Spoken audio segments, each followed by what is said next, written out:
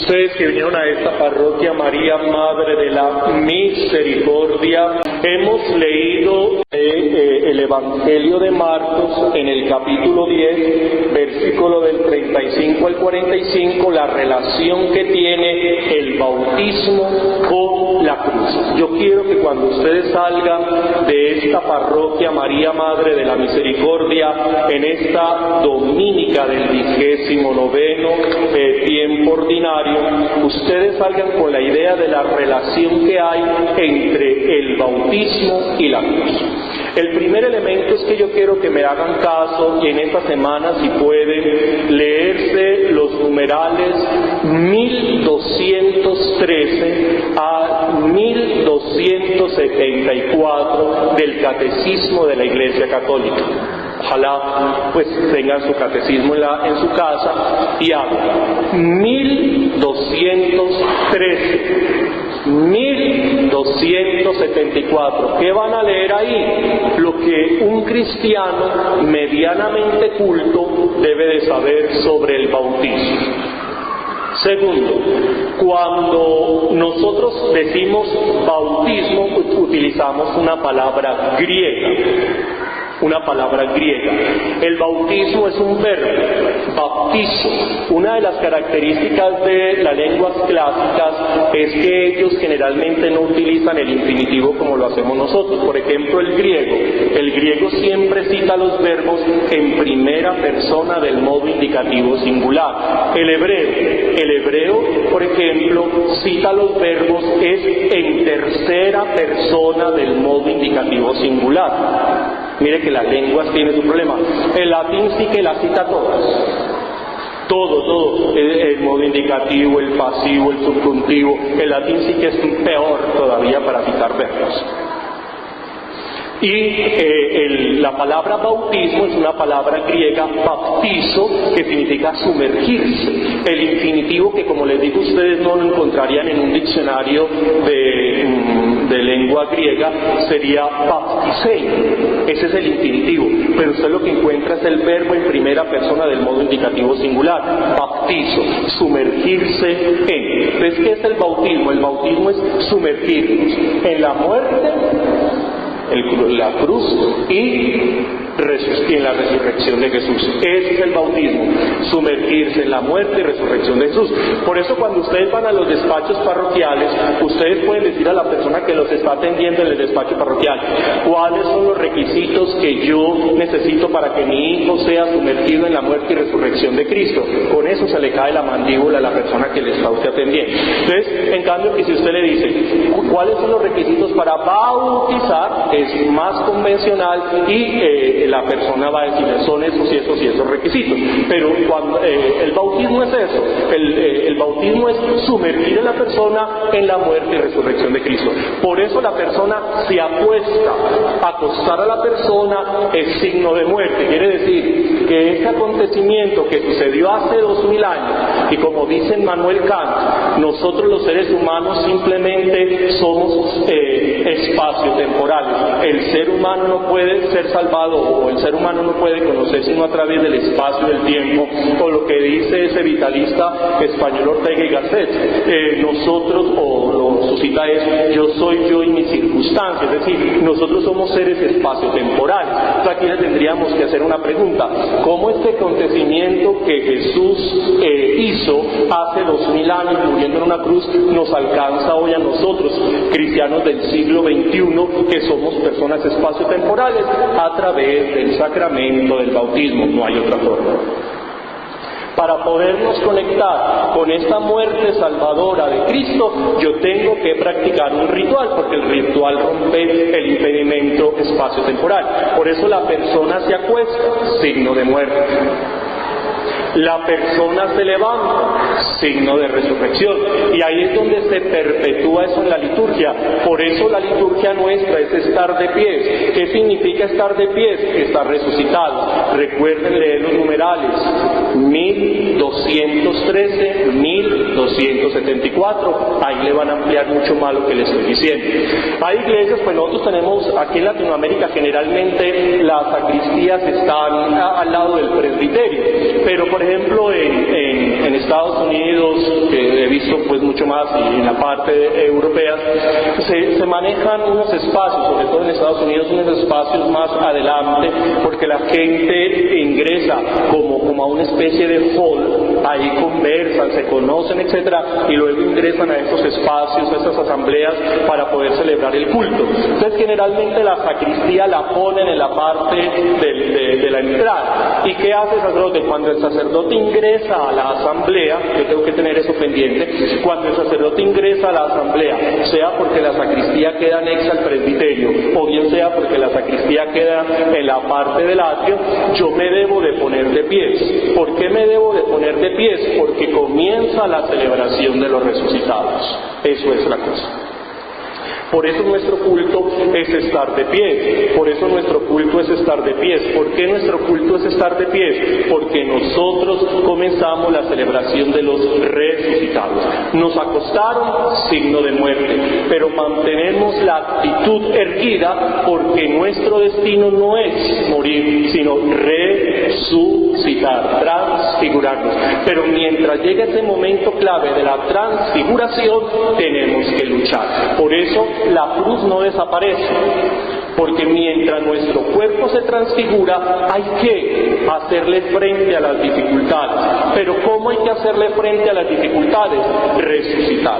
Por eso es el colmo, que en una sociedad permeada por el catolicismo, como es estas sociedades latinoamericanas, estas sociedades antioqueñas, por ejemplo, que uno escuche noticias como que una persona se tiró al metro de Medellín, eso no tiene presentación.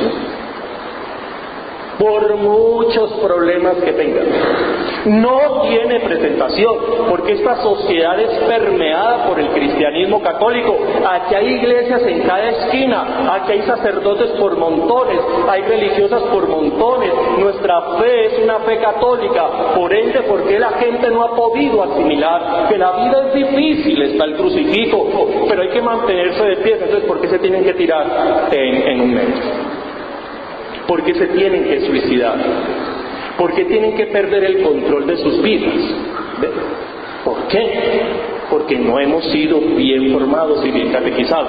¿Qué es una persona bautizada? Es eso, es encontrar que la vida es difícil, por eso el crucifijo, pero yo tengo que mantenerme de pie. Y ojalá, que también esa es una palabra árabe, ojalá es una palabra árabe. Recuerden que en la invasión musulmana, ellos ingresan hacia la península hispana y se mezclan esas lenguas con el castellano, que era un lenguaje de una región de España, y aparecen muchas palabras. Una de esas es ojalá, es decir, si Dios quiere. Si Dios quiere.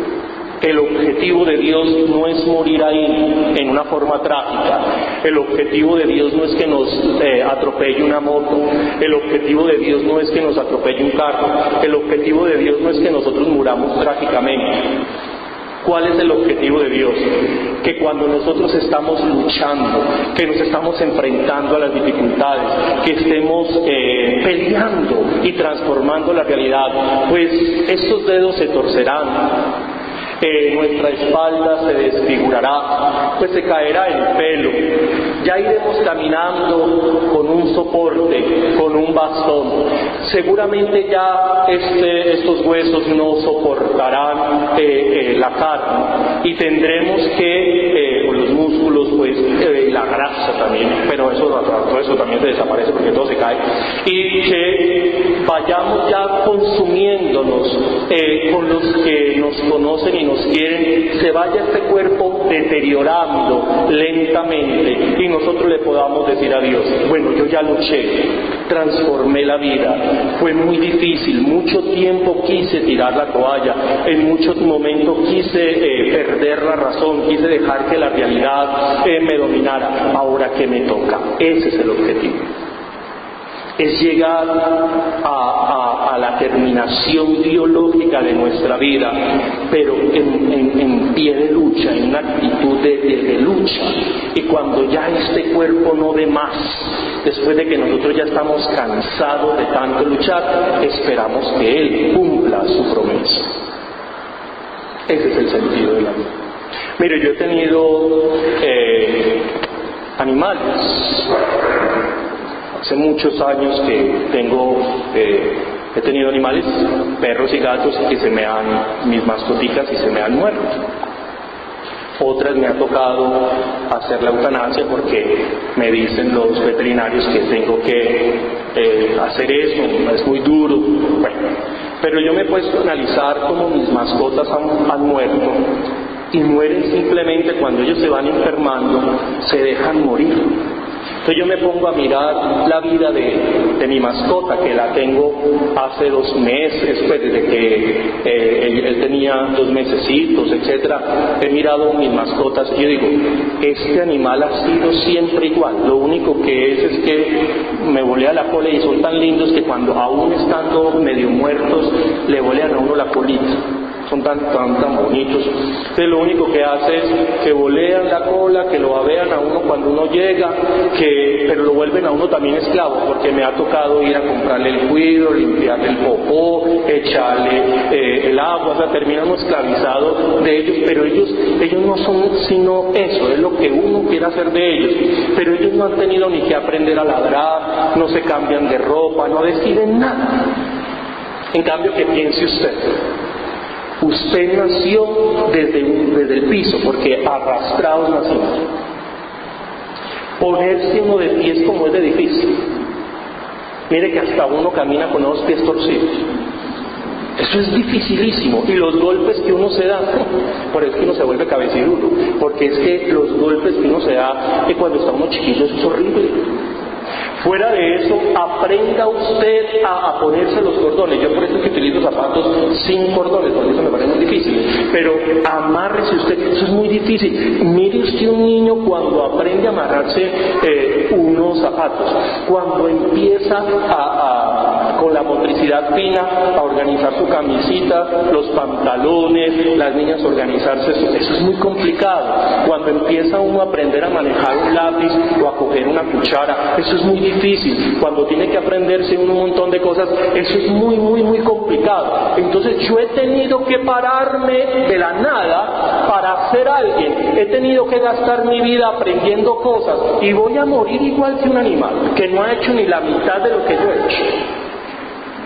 Yo voy a tener que morir como un animal que no ha tenido que luchar todo lo que yo he tenido que luchar por ser alguien. Y sobre todo lo más difícil, y creo que lo más harto que hay en la vida, es tener que tomar decisiones. Eso es lo más harto. Es que si me levanto o no me levanto, es que eso también es un complique. ¿Será que me levanto o yo no me levanto? ¿Será que me pongo esta ropa o no? ¿Será que tengo esta actitud o no? ¿Cuántas veces tenemos hasta que fingir ciertas realidades para poder socializarnos? O sea, la vida nuestra es una vida extremadamente complicada para que nosotros no tengamos una esperanza de que exista algo más allá del amor. Eso es imposible. Nosotros somos personas que hemos sido levantados de la nada, y por eso tenemos que mantenernos de pies. Y por eso trabajamos 6 días. Y el 7º día venimos a encontrarnos con Dios a lo que somos, y por eso nos mantenemos erguidos. Por eso la vida es difícil, la vida es problemática. A veces uno quiere perder la razón. Aquí nadie me puede negar, cuando usted está con ciertas dificultades, se le va a caer el cabello, le va a dar problemas digestivos, se le va a quitar el sueño. A algunas personas les da por comer más, otras personas les da por comer menos. Todos tenemos reacciones distintas. Que eso se lo vaya a quitar, nadie se lo puede quitar, porque eso es una reacción que su cuerpo está teniendo para defenderse ante un ambiente que es agresivo. Pero lo que nosotros no podemos perder es el control, la esperanza, las ganas de luchar. Eso es lo que no es justificable.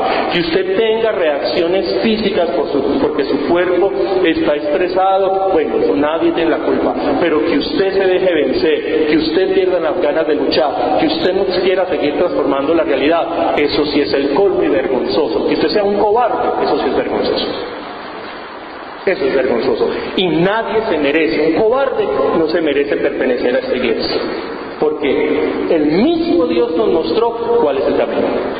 Y la vida es difícil porque Él nunca nos pintó pajaritos ahí, bueno, y que no. Nos dijo, la cosa es complicada, asuma su cruz y siga, pero sea berriondido. ya berriendo. Y ahí es donde lo hermoso de la vida es cuando ya estamos envejeciendo y le decimos a Dios, bueno, luché, ya me cansé, tengo cicatrices, estoy cansado, ya no quiero seguir más, el cuerpo ya no responde más, ¿qué me toca? Y ahí es cuando Dios dice, venga y asuma su premio. Eso es lo más hermoso que yo creo que puede tener un ser humano, que ningún otro ser puede sentir lo que nosotros sentimos, porque los únicos seres que tenemos conciencia de nuestro yo y que tenemos conciencia de la muerte somos nosotros. Entonces imagínese usted, si a eso le agregamos esta esperanza religiosa, esto es una cosa maravillosa. El Señor esté con vosotros.